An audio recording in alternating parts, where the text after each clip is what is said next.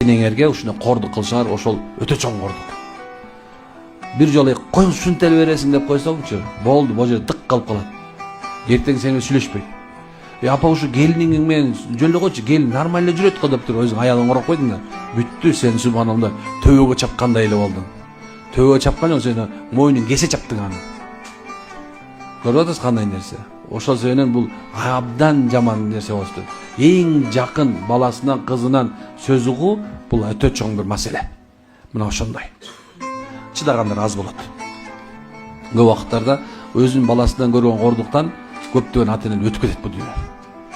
Жөн ушу бир